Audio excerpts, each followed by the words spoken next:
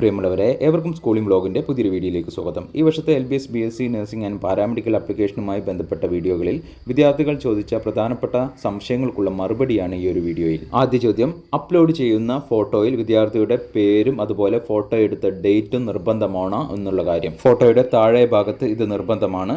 ഈ ഒരു കാര്യം പ്രോസ്പെക്ടസിൻ്റെ 76ാമത്തെ പേജിൽ നൽകിയിട്ടുണ്ട്. അതാണ് നിങ്ങൾ സ്ക്രീനിൽ കാണുന്നത്. ഇവിടെ 7ാമത്തെ പോയിന്റ് ആയിട്ട് അത് കാണാവുന്നതാണ്. ഫോട്ടോയുടെ ബോട്ടം ഭാഗത്ത് വൈറ്റ് ബാക്ക്ഗ്രൗണ്ടിൽ ബ്ലാക്ക് ലെറ്ററുകളിലാണ് ഈ കാര്യങ്ങൾ നൽകേണ്ടത്. വിദ്യാർത്ഥിയുടെ പൂർണ്ണമായിട്ടുള്ള പേരും അതുപോലെ തന്നെ ഫോട്ടോ എടുത്ത ഡേറ്റുമാണ് നൽകേണ്ടത്. 6 മാസത്തിനകം എടുത്ത ഫോട്ടോ ആയിരിക്കണം. ഇനി നിങ്ങളുടെ ഫോട്ടോ ഈ ഒരു രീതിയിലല്ല അപ്ലോഡ് ചെയ്തത് എങ്കിൽ പേടിക്കേണ്ട കാര്യമില്ല. അത്തരം കാര്യങ്ങളും മറ്റും കറക്റ്റ് ചെയ്യാനുള്ള ഒരു അവസരം വിദ്യാർത്ഥികൾക്ക് സാധാരണ എല്ലാ വർഷങ്ങളിലും LBS നൽകാറുണ്ട്. ഇനി പല വിദ്യാർത്ഥികളുടെയും സംശയമാണ്, ഗ്രേസ് മാർക്ക് ഉൾപ്പെടെയുള്ള മാർക്കാണോ ഇൻഡെക്സിലേക്ക് പരിഗണിക്കുക എന്നുള്ള കാര്യം. ഇതുമായി ബന്ധപ്പെട്ട് യാതൊരു തരത്തിലുള്ള ഡീറ്റെയിൽസും LBSന്റെ പ്രോസ്പെക്ടസിലും അതുപോലെ മറ്റു നിർദ്ദേശങ്ങളിലും വന്നിട്ടില്ല. നിലവിൽ ഈ വർഷവും യൂണിവേഴ്സിറ്റികളിൽ ഡിഗ്രി അഡ്മിഷനൊക്കെ വിദ്യാർത്ഥികൾക്ക് ലഭിച്ച ഗ്രേസ് മാർക്ക് പരിഗണിക്കുന്നുണ്ട്. കൂടാതെ അതിന്റെ പുറമെ പല ക്ലബ്ബുകൾക്കും ബോണസ് പോയിന്റും നൽകുന്നുണ്ട്. കഴിഞ്ഞ വർഷം വരെ വിദ്യാർത്ഥികൾക്ക് ഗ്രേസ് മാർക്ക് ഉൾപ്പെടെയുള്ള സ്കോറാണ് ഇൻഡെക്സിലേക്ക് LBS പരിഗണിച്ചിരുന്നത്. ഈ വർഷവും ഗ്രേസ് മാർക്ക് ഉൾപ്പെടെയുള്ള മാർക്ക് തന്നെ പരിഗണിക്കാൻ 99% സാധ്യത എന്നാണ് ബന്ധപ്പെട്ടവരിൽ നിന്ന് അറിയാൻ വേണ്ടി സാധിച്ചത്. ഇനി അടുത്ത ചോദ്യം, ഒരാൾക്ക് എത്ര ഓപ്ഷൻ എത്ര കോഴ്സിന് നൽകാം എന്നുള്ള കാര്യം.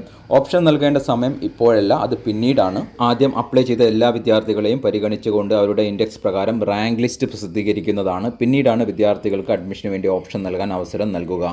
ഒരു വിദ്യാർത്ഥിക്ക് താല്പര്യമുള്ള അത്രയും ഓപ്ഷൻ നൽകാൻ വേണ്ടി സാധിക്കുന്നതാണ്. അതിനൊന്നും നിയന്ത്രണമില്ല. എത്ര കോഴ്സിലേക്കും എത്ര ഓപ്ഷൻ വേണമെങ്കിലും നൽകാവുന്നതാണ്. ഇനി അടുത്ത ചോദ്യത്തിലേക്ക് വരാം. അപ്ലിക്കേഷൻ നൽകി കഴിഞ്ഞവരുടെ ലോഗിനിൽ application status will be updated only after verification എന്ന് കാണാം. ഇതെന്താണ് എന്ന് ചോദിക്കുന്നുണ്ട്.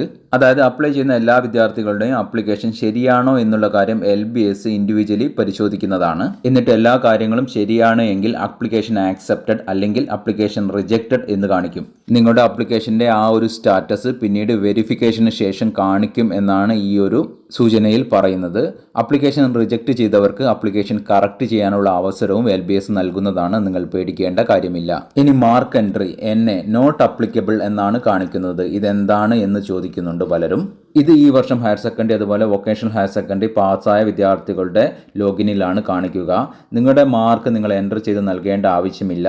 നിങ്ങളുടെ രജിസ്റ്റർ നമ്പർ മാത്രം നൽകിയാൽ മതിയാകുന്നതാണ്. പിന്നീട് നിങ്ങളുടെ സ്കോർ ഹയർ സെക്കൻഡറി ഡിപ്പാർട്ട്മെൻറ്റിൻ്റെ ഡാറ്റാ ബേസിൽ നിന്ന് ഓട്ടോമാറ്റിക്കായിട്ട് അപ്ഡേറ്റ് ആവുന്നതാണ്.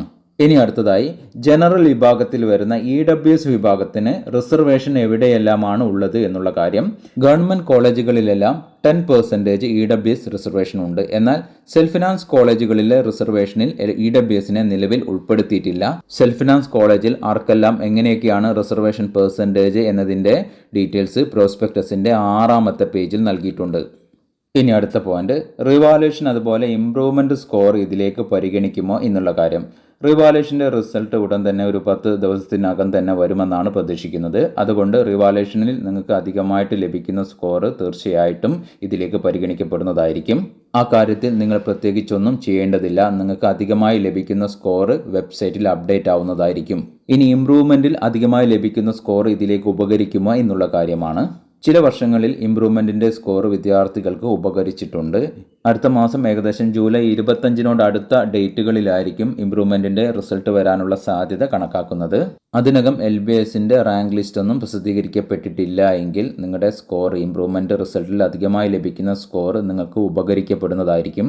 ഇനി നിരവധി വിദ്യാർത്ഥികൾ ചോദിക്കുന്ന ഒരു കാര്യമാണ് LBS ഡിപ്ലോമ ആപ്ലിക്കേഷൻ. 16ഓളം കോഴ്സുകളിലുള്ള LBS ഡിപ്ലോമ ആപ്ലിക്കേഷൻ എന്ന് തുടങ്ങും എന്നുള്ള കാര്യം. സാധാരണ വർഷങ്ങളിൽ LBS ഡിഗ്രി നഴ്സിംഗിൻ്റെയും പാരാമെഡിക്കൽ കോഴ്സുകളുടെയും ആദ്യത്തെ 3 അലോട്ട്മെൻറ്റുകളെങ്കിലും കഴിഞ്ഞതിന് ശേഷമാണ് ഡിപ്ലോമ കോഴ്സുകളിലേക്ക് അപ്ലിക്കേഷൻ ക്ഷണിക്കാറുള്ളത്. സെപ്റ്റംബർ 30-നകം ഈ വർഷത്തെ BSc നഴ്സിംഗ് അഡ്മിഷൻ അവസാനിപ്പിക്കണമെന്നാണ് ഇന്ത്യൻ നഴ്സിംഗ് കൗൺസിൽ നിർദ്ദേശമായിട്ട് നൽകിയിട്ടുള്ളത്. അതുകൊണ്ട് ഡിഗ്രി കോഴ്സുകളിലേക്കുള്ള ആദ്യ 3 അലോട്ട്മെൻറ്റുകൾ ഓഗസ്റ്റ് മാസത്തിൽ ഏകദേശം എന്തായാലും ഉണ്ടാകുന്നതാണ്.